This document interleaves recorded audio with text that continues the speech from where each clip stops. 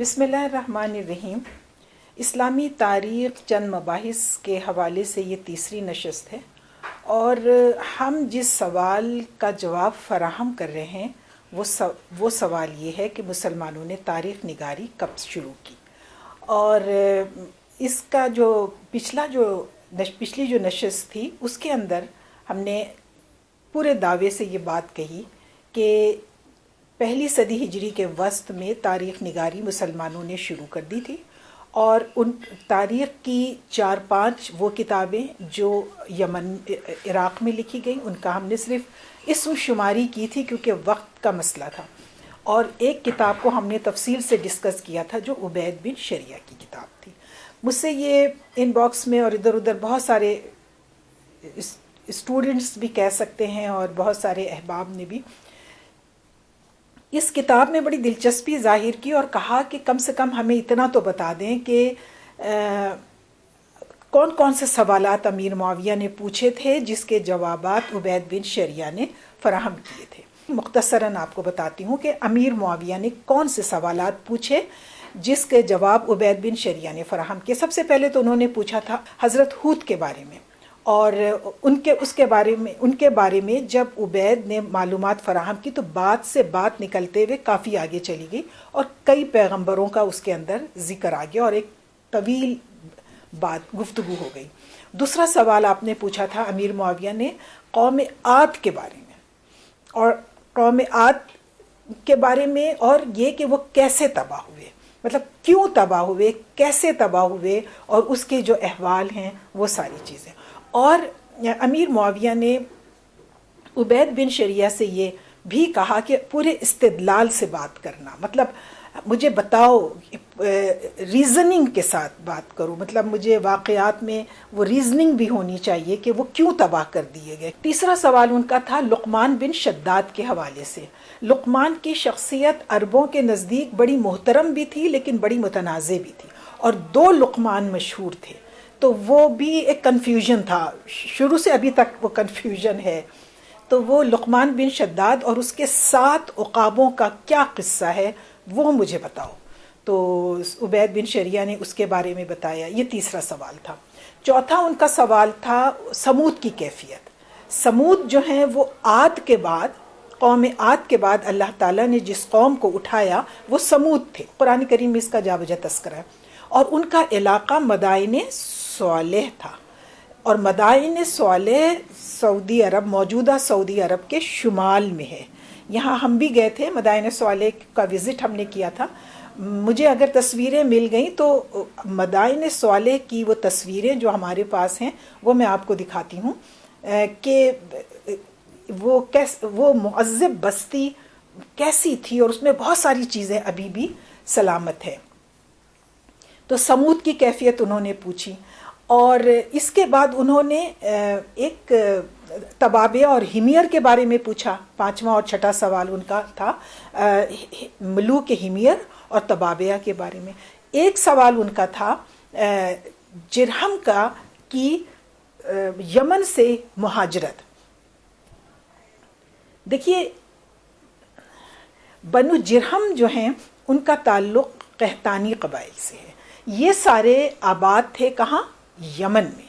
یمن بہت ہی متمدن علاقہ تھا، یعنی یہ جس طرح سے وسطی عرب میں یہ جو تھے عدنانی قبائل آباد، رسول اللہ عدنانی تھے نا، تو نسلاً تو یہ جو عدنانی قبائل جس میں قریش ہیں اور باقی تمیم ہیں اور مزر ہیں اور یہ وغیرہ، یہ لوگ جو وسطی عرب میں رہتے تھے یہ ایسے سویلائزڈ لوگ نہیں تھے، یہ تو نیم بدویانہ زندگی گزارتے تھے۔ لیکن جو بالکل شہری زندگی گزارنے والے لوگ تھے، جو بہت ہی زیادہ سویلائزڈ لوگ تھے، دیور یمنیٹس، اور ان کا بڑا ایک قدیم سلسلہ ملوک تھا۔ یہاں پہ بادشاہوں کے بڑے بڑے خاندان آئے تھے، اور انہوں نے بڑی مطلب بہت ہی ڈیولپ قسم کی سویلائزیشن ان کی تھی۔ تو وہاں کی پھر تاریخ بھی اسی حوالے سے ریچ تھی. تو وہاں پہ کسی بادشاہ نے سد معارب بنایا تھا، ایک بہت بڑا ڈیم تھا، اور اس سے یمن کے صنعا اور ان کے ارد گرد کے بہت بڑے علاقے جو تھے وہ سیراب ہوتے تھے. پھر اس ڈیم کی اتنی زیادہ حفاظت نہیں ہو پائی تو وہ تباہ ہو گیا. تو وہاں سے نا ہجرت شروع ہوئی ہے، یہ ماس مائیگریشن تھی. یعنی وہاں چونکہ یمن میں قحط پڑنے لگ گیا، لوگوں کے لیے زندگی گزارنا ایک مشکل معاملہ بن گیا، تو انہوں نے وہاں سے ہجرتیں کرنی شروع کر دیں.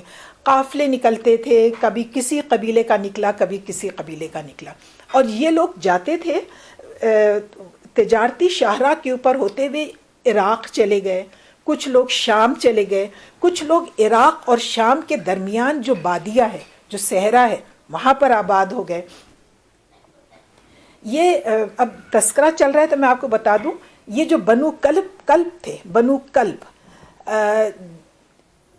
جو شام میں بہت زیادہ پاورفل تھے، جن کی بڑی عصبیت تھی، جن کے سردار کی بیٹی میسون بنت بہدل کلبی سے امیر معاویہ نے شادی کی تھی، اور یزید کی وہ والدہ تھی میسون بنت بہدل کلبی.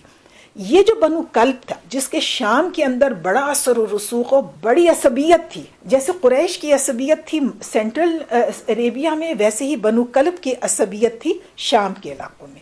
تو یہ لوگ اسی زمانے میں نکل کے گئے تھے. بنو کلب تو یمنی تھے، قحطانی تھے اور یمن میں رہتے تھے، لیکن جب وہ زمانے میں جب حالات خراب ہوئے اور قحط شروع ہو گیا وغیرہ، تو یہ لوگ یہاں سے مائیگریٹ کر کے شام میں، اور شام کے جو بادیہ تھا صحرا، شام اور عراق کے مابین جو صحرا تھا، ان علاقوں میں یہ لوگ آباد ہو گئے تھے، اور یہ جب سے وہیں آباد تھے. تو اچھا، بنو جرہم بھی نکلے، اور یہ جو میں آپ سے بات کر رہی ہوں یہ کم سے کم بھی 2500 سال قبل مسیح کی ہے. تو یہ جو مہاجرت ہو رہی ہے، یہ جو ہجرت ہو رہی ہے یمن سے شمالی علاقوں کی طرف، تو بنو جرہم بھی نکلے تھے. اور بنو جرہم جب مکے کے قریب پہنچے تھے تو یہ لوگ نا بحر احمر کے ساتھ ساتھ ایک تجارتی شاہراہ تھی، اس کے اوپر سفر عموماً کیا کرتے تھے.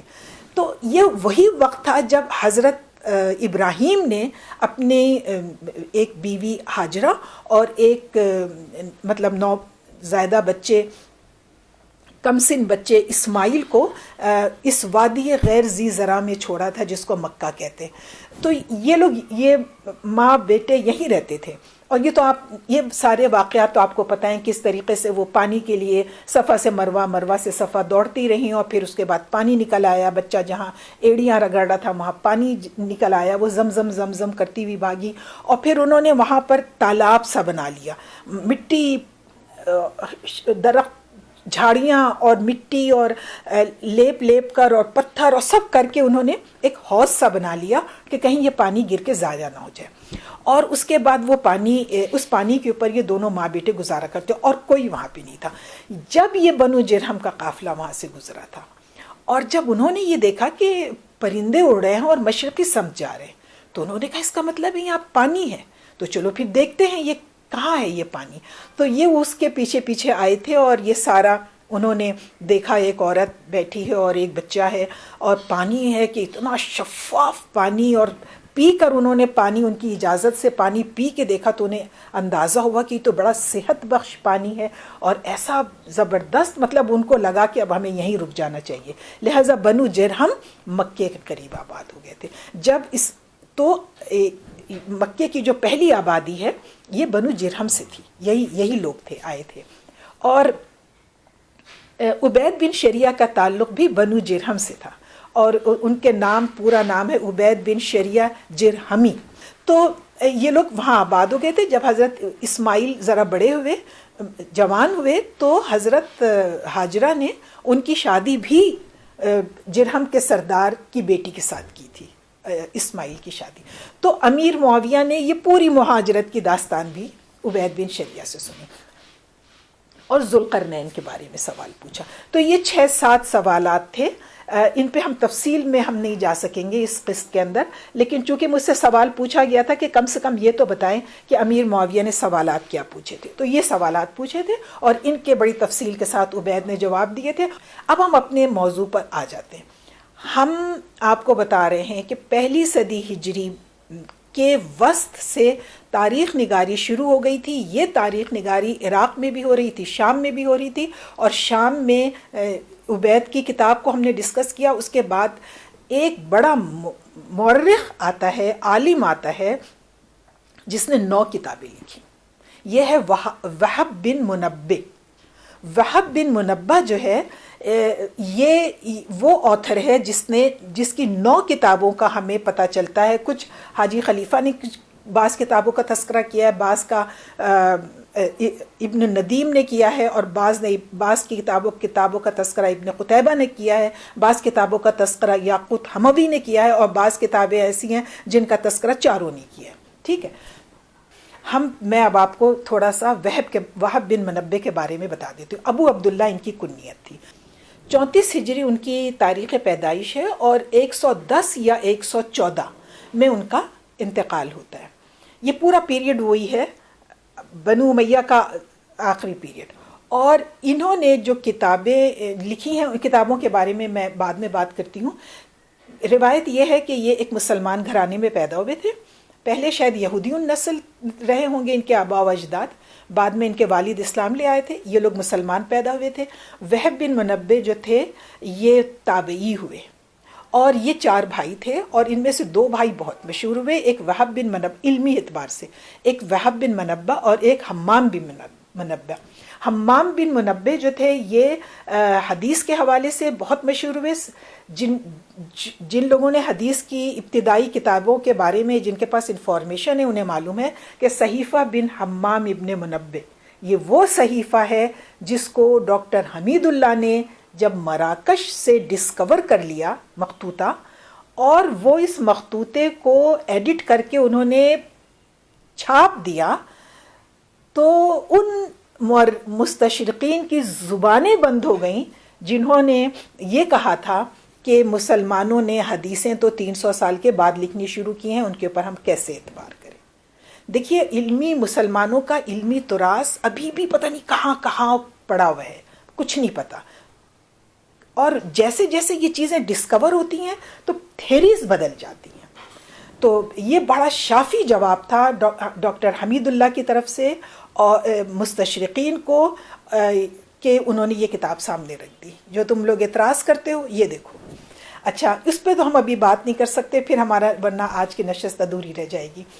وہ حمام بڑے بھائی تھے، ان کے چھوٹے بھائی تھے وہب بن منبہ، اور یہ تابعی ہوئے.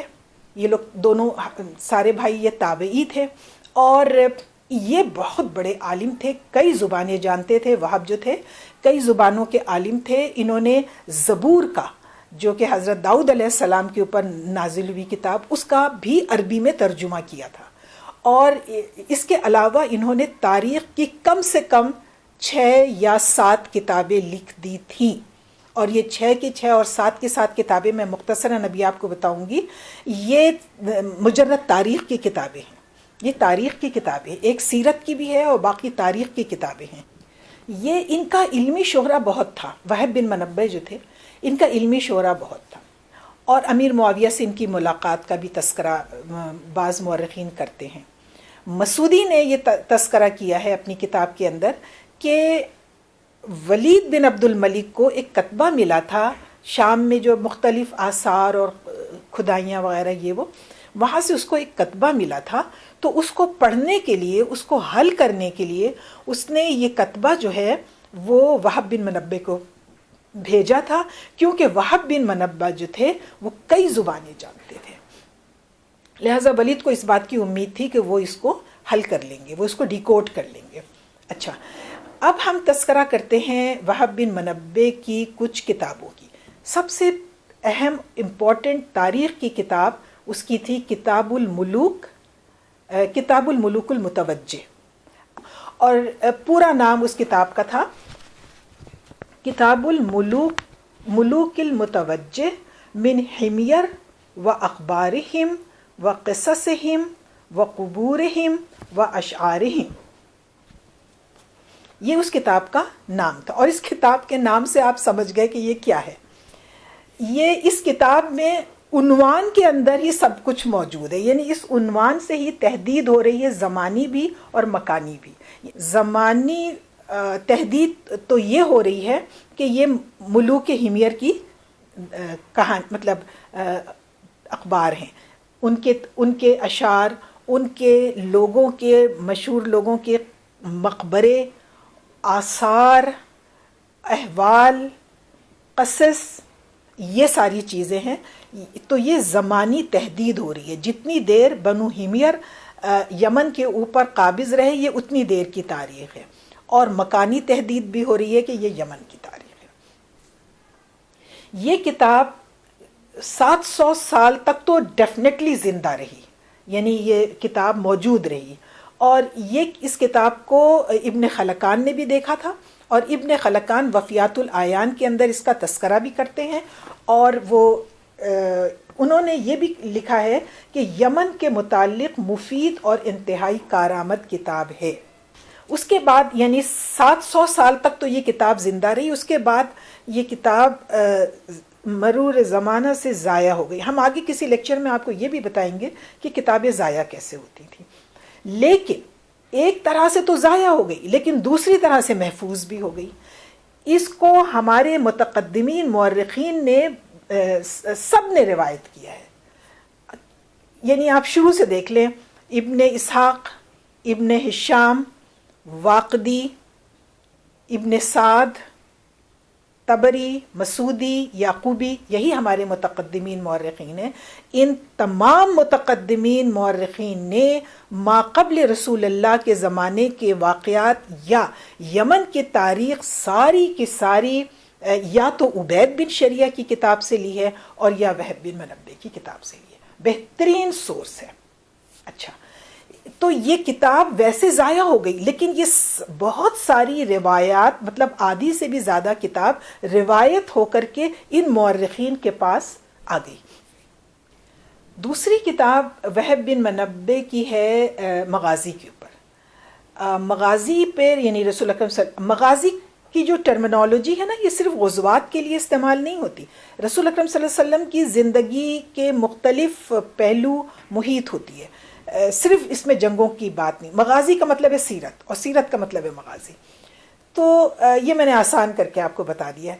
تو مغازی کے اوپر بھی وہب بن منبع کی ایک کتاب تھی جو ضائع ہو گئی۔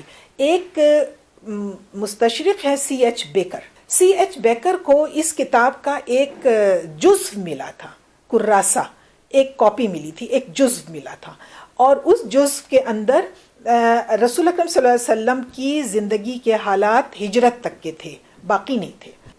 اچھا، سی ایچ بیکر نے یہ پھر سوچا کہ یہ تو حصہ مل گیا ہے مجھے ان کی مغازی کی، اور جو وہب بن منبع کی کتابیں جو ضائع ہو گئی ہیں لیکن ان کی روایات متقدمین عرب مورخین نے لے لی ہیں، وہاں سے لے کر کے کیا مغازی کی یہ کتاب مکمل کی جا سکتی ہے؟ سی ایچ بیکر نے یہ سوچا، اس نے اس پر کام بھی شروع کیا، لیکن وہ کام مکمل نہیں ہو سکا۔ میں بڑا سوچتی رہتی تھی کہ اس نے یہ کام مکمل نہیں کیا، لاؤ میں کر لیتی ہوں۔ اب اس کی یہ جو اس کو کراسہ ملا تھا، چلیں یہ تو وہاں سے لے لیا جائے گا۔ اب باقی روایات جب ہم متقدمین مورخین کو تلاش کرتے ہیں تو ہم یہ حیرت، یعنی یہ نقطہ وہیں سے سمجھ میں آیا کہ یہ سارے متقدمین مورخین وہب بن منبع کی ان روایات کو تو لیتے ہیں جو ماقبل رسول اللہ کی ہیں، اور رسول اللہ صلی اللہ علیہ وسلم سے پہلے کے تمام واقعات سے متعلق، عالمی تاریخ سے متعلق واقعات یہ لوگ وہب بن منبع سے لیتے ہیں، لیکن سیرت نہیں لیتے۔ اس لیے سی ایچ بیکر اس کتاب المغازی کو مکمل نہیں کر سکا ہوگا۔ یہ مطلب میرا گمان ہے کہ بھئی جب دیکھا، اور ان لوگوں نے کوئی روایت نہیں لیتے ان سے وہب بن منبع کی۔ یہ سارے 7 متقدمین جو ہمارے مورخین ہیں، یہ وہب بن منبع کی رسول اکرم صلی اللہ علیہ وسلم کی سیرت کے حوالے۔ جواب بہت آسان ہے کہ رسول اللہ کی سیرت اور مغازی کے حوالے سے یہ لوگ خود اتنے ویل انفارمڈ تھے کہ انہیں کسی اور سے کچھ روایت لینے کی ضرورت نہیں تھی۔ تو اس لیے انہوں نے وہب پہ نہیں بلکہ دیگر صحابہ اور دیگر تابعین کے اوپر بھروسہ کیا اور ان کی روایت لے کر کے اپنی کتابوں میں لکھی. اور یہی میرا خیال یہ سی ایچ بیکر کی ناکامی کی یہی وجہ رہی ہوگی کہ اس کی روایات سیرت اور مغازی والی روایت نہیں ہوئی، جبکہ ماقبل رسول اللہ والی جو روایتیں تھیں وہ روایت ہو کر کے ان کتابوں کے اندر محفوظ ہو گئی. وہب بن منبہ کی جو تیسری کتاب ہے وہ ہے کتاب المبتدا، اور مسعودی اس کتاب کا نام لکھتا ہے کتاب المبتدا والسیر. یعنی مبتدا کا مطلب یہی ہے خلق آدم، خلق کائنات کب تخلیق ہوئی، وہاں سے تاریخ آدم سے لے کے خلق آدم سے لے کر اس کی تاریخ. اور سیر، مسعودی نے جو نام لکھا ہے وہ کتاب المبتدا والسیر ہے. تو یہ سیر کے اندر سیرتیں آ گئیں، انبیاء کی سیرتیں بھی آ گئیں اور اخیار کی سیرتیں بھی آ گئیں. یہ جو نیک لوگ تھے ان کی بھی سیرتیں. اور بعض لوگ اس کتاب کو عبد المنم کی طرف، یعنی وہ یہ سمجھتے ہیں کہ یہ کتاب عبد المنم کی ہے. عبد المنم وہب بن منبہ کا نواسے تھے، اور یہ خود اسی پائے کے عالم تھے جس پائے کے ان کے نانا عالم تھے. اور انہوں نے اپنے نانا کی کتابوں کو سنبھالا، ان کے علمی تراز کو سنبھالا، ان کو روایت کر کر کے زندہ رکھا. تو یہ اصل بات یہ ہے کہ انہوں نے اپنے نانا کی کتاب کو روایت کیا تھا. لوگ غلطی سے یہ سمجھتے ہیں کہ یہ عبد المنم کی کتاب ہے. کتاب عبد المنم کی نہیں ہے، کتاب وہب بن منبہ کی ہے. اس کا تذکرہ یہ حاجی خلیفہ نے بھی کیا ہے، ابن ندیم نے بھی کیا ہے، اور دیگر ذرائع، اور مسعودی نے بھی کیا ہے، اور دیگر ذرائع سے بھی اس کتاب کا پتہ چلتا ہے. اور سب نے اس کو پلٹایا ہے، یعنی سب نے اس کی نسبت کی ہے وہب بن منبہ کے ساتھ. عبد المنم ان کے نواسے تھے اور بہت بڑے عالم تھے، اور ان کی وجہ سے ان کی نانا کی بہت ساری چیزیں محفوظ رہ گئی. ہم نے 3 کتابوں کا تذکرہ کیا، یہ تینوں کتابیں تاریخ اور سیرت کی ہیں.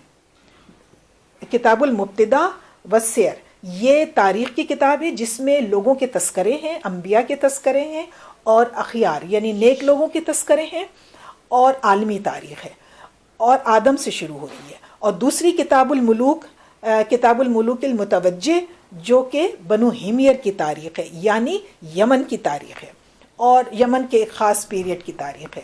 اور تیسری کتاب المغازی جو غائب ہو گئی، نہیں ملتی، وہ رسول اکرم صلی اللہ علیہ وسلم کی سیرت پر کتابیں. یہ ساری کتابیں سیرت اور تاریخ کی ہیں، پہلی صدی ہجری کے نصف آخر میں لکھی جا رہی ہیں. تو اب آپ اندازہ لگائیں کہ مسلمانوں کی تاریخ نگاری کب شروع ہوئی ہوگی. وہب بن منبہ کی چوتھی کتاب ہے کتاب الاسرائیلیات. اسرائیلیات کا مطلب ہے کہ وہ روایتیں جو مذہبی کتابوں میں، یہودیوں کی جو مذہبی کتابیں تھیں، اور توریت ہوئی، اور اس کی جو روایات ہیں توریت کی بلکہ اناجیل کی بھی. اور وہب بن منبہ کا تو دعویٰ تھا کہ انہوں نے ساری الہامی کتابیں دیکھی ہوئی ہیں اور پڑھی ہوئی ہیں، زبور کا انہوں نے ترجمہ بھی کیا تھا. تو یہ جو روایات یہودی کتابوں میں لکھی ہوئی ہوتی ہیں، توریت وغیرہ میں، یہ مسلمان ان کو اسرائیلیات کہتے ہیں. اور ان کا بڑا چلن تھا، سب نے لیا ہے، ہمارے مفسرین نے بھی لیا ہے، ہمارے مورخین نے بھی لیا ہے، بہت لیا ہے. تو پوری اسرائیلیات کے اوپر، یعنی وہ روایتیں جو کہ یہودی ذرائع سے ان کو ملی تھیں، وہ اس کے اوپر ایک مبنی کتاب ہے کتاب الاسرائیلیات. اور اس کتاب کا ترجمہ، اس کتاب کا ذکر حاجی خلیفہ کرتے ہیں. یہ جو آپ کو 6 جلدیں نظر آ رہی ہیں، یہ حاجی خلیفہ کاتب چلبی تھے، ترک تھے. ان کی ڈیٹ آف ڈیتھ ہے 1067 ہجری. اور یہ کتاب کشف الظنون انہوں نے 6 جلدوں میں لکھی ہے. یعنی 11ویں صدی تک جتنی کتابیں مسلمان لکھ چکے تھے، چاہے وہ کسی بھی فیلڈ میں ہو، لغت کی ہو، شاعری کی ہو، ادب کی ہو، نحو کی ہو، تاریخ کی ہو، سیرت کی ہو، کسی بھی مجال کی کتابیں جو ہیں، جن کے بارے میں انہیں معلوم ہوا کہ یہ مسلمانوں نے لکھی، اس کا تذکرہ انہوں نے کر دیا. وہ کتابیں جو غائب ہو گئی ہیں، جو ضائع ہو گئی ہیں، جو ہم تک نہیں پہنچی ہیں، لیکن جس کا تذکرہ حاجی خلیفہ کر رہے ہیں یا ابن الندیم کر رہے ہیں، اور ابن الندیم کا تذکرہ ہم پچھلی اس میں کر چکے ہیں، اس کا مطلب یہ ہے کہ یہ کتابیں لکھی گئی تھیں، ان کے استناد کو سب نے مانا ہے۔ یہ جو حاجی خلیفہ ہیں یا ابن الندیم ہیں، اس طرح کی ویسے تو 6-7 اور بھی کتابیں ہیں، لیکن وہ اتنی مشہور نہیں ہوئی جتنی حاجی خلیفہ اور ابن الندیم ہیں۔ یہ کسی کتاب کا تذکرہ کر رہے ہیں تو اس کا مطلب یہ ہے کہ آپ اطمینان قلب کے ساتھ یہ سمجھ لیجئے کہ یہ کتاب لکھی گئی تھی، اور فلاں نے لکھی تھی اور فلاں سن میں لکھی تھی، یا اگر اس کتاب کا سن تصنیف نہیں دے پائے یہ لوگ تو اس آتھر کی ڈیٹ آف ڈیتھ دے کر یہ بتا دیا کہ یہ کتاب اس سے پہلے لکھ لی گئی تھی، ان کے مرنے سے پہلے ہی لکھی گئی ہوگی۔ اچھا، یہ ان کی 4 کتابیں ہو گئیں۔ اس کے علاوہ حاجی خلیفہ اور ابن الندیم اور یاقوت حموی اور مسعودی اور ابن قتیبہ ان کی ایک 2 اور کتابوں کا تذکرہ کرتے ہیں، کلیکٹیولی یہ 5 کتابیں بنتی ہیں۔ ان میں سے 2 کتابیں تو مجھے تھوڑا سا شبہ ہے کہ یہ وہب بن منبع کی ہوں گی، بلکہ مجھے ایسا لگتا ہے جیسے مثال کے طور پر ایک ان کی کتاب ہے حکمت وہب، یعنی اس میں وہب بن منبع جو تھے نا، یہ بڑے زاہدانہ زندگی انہوں نے گزاری تھی، اور ان کے بڑے قصے ہیں جو ہم اس وقت بیان نہیں کر سکتے۔ بہت عابد اور زاہد آدمی تھے، تو ان کی نا جو باتیں تھیں وہ بھی بڑی حکیمانہ ہوتی تھیں۔ ان کے بڑے اقوال، جیسے حکیم لقمان کے اقوال مشہور ہیں، اسی طریقے سے وہب بن منبع کے اقوال مشہور ہیں، تو وہ حکیمانہ باتیں اور اقوال اس کتاب میں جمع کر دی گئی ہیں۔ بعد میں جب یہ کتاب شائع ہوئی ہے تو یہ 4 جلدوں میں شائع ہوئی ہے۔ اس کا مطلب، مجھے یہ لگتا ہے کہ اس کا مطلب یہ ہے کہ یہ کسی نے مدون کیا ہے، اور جو بھی باتیں اور روایات اس کی ملی ہوں گی وہب بن منبع کی، اس کو جمع کیا گیا ہوگا۔ اس کا مدون کوئی اور ہوگا، اس کا مرتب کوئی اور ہوگا، اور حکایات جو ہیں وہ ان کی۔ اسی طریقے سے ان کی ایک کتاب ہے کتاب الموعظت، یہ نصیحتوں کی اور واعظ اور نصیحت کی کتاب ہے، تو یہ بھی کسی نے مدون کی ہوگی۔ واعظ انہی کے ہوں گے اور نصیحتیں انہی کی ہوں گی، حکمتیں انہی کی ہوں گی، حکیمانہ اقوال وہب کے ہی ہوں گے، لیکن مدون کسی اور نے کیا ہوگا۔ لیکن ایک اور کتاب ہے، جیسے ایک تو زبور کا ترجمہ انہوں نے کیا، اس کا مطلب یہ ہے کہ انہیں عبرانی زبان بھی آتی ہوگی اور عربی زبان بھی آتی تھی، اس کا انہوں نے ترجمہ کیا اور وہ شائع کیا۔ اور ایک اور کتاب تھی کتاب الفتوح، یہ فتوحات کے حوالے سے تھی۔ اب ظاہر ہے کہ ان کا انتقال ہوتا ہے 114 ہجری میں، اس کا مطلب یہ ہے کہ بنو امیہ کا جو دور آخری آ گیا تھا اس میں ان کا انتقال ہوا۔ تو کتاب الفتوح میں وہ فتوحات ہوں گی جو حضرت عمر کے زمانے میں یا بعد میں ولید کے زمانے میں ہوئی، اور دیگر اور فتوحات جو ہوئی ہوں گی، وہ کتاب الفتوح وہب بن منبع کی یہ بھی تاریخ کی کتاب ہو گئی۔ یاقوت حموی ان کی ایک اور کتاب کا تذکرہ کرتے ہیں معجم الادباء میں، وہ ہے کتاب القدر۔ اصل میں یہ کچھ عرصے کے لیے نا قدری ہو گئے تھے عقیدے کے اعتبار سے، لیکن جلد ہی یہ تائب ہو گئے۔ اس زمانے میں انہوں نے کتاب القدر لکھی ہوگی، زیادہ ضخیم نہیں تھی، عقیدے کی کتاب تھی، اور چونکہ یہ اس سے تائب ہو گئے تھے لہٰذا ان کے جو نواسے تھے عبد المنم، انہوں نے بھی اس کتاب کو نہیں سنبھالا، اور یہ کتاب بہت جلدی ضائع ہو گئی تھی، لیکن بہرحال لکھی گئی تھی۔ تو اب ان کا ہم تذکرہ ختم کرتے ہیں، وہب بن منبع کا تذکرہ ہم ختم کرتے ہیں، اور یہ تو جو تاریخ کی یہ کتابیں جو لکھی جا رہی ہیں یہ عراق میں اور شام میں لکھی جا رہی ہیں۔ مدینے کا تو ابھی ہم نے حال بھی نہیں چھیڑا، اور مدینے میں سیرت اور مغازی کی کتابیں لکھی جا رہی ہیں۔ یہ جو سمجھا جاتا ہے کہ ابن اسحاق پہلے سیرت نگار ہیں، یہ بھی ایک بہت بڑا مغالطہ ہے۔ ابن اسحاق سے پہلے کیا کچھ ہوا، یہ انشاءاللہ تعالی ہم بشرط زندگی اگلی نشست میں دیکھ لیں گے، اور پھر ہمارا اس سوال کا جواب مکمل ہوگا کہ تاریخ نگاری وسط پہلی صدی ہجری کے وسط سے اور آخر تک، یعنی نصف آخر تک، ان 50 سالوں میں کیا کچھ تاریخ کا ذخیرہ سامنے آ چکا تھا جب دوسری صدی شروع ہوئی ہے۔ بہت بہت شکریہ۔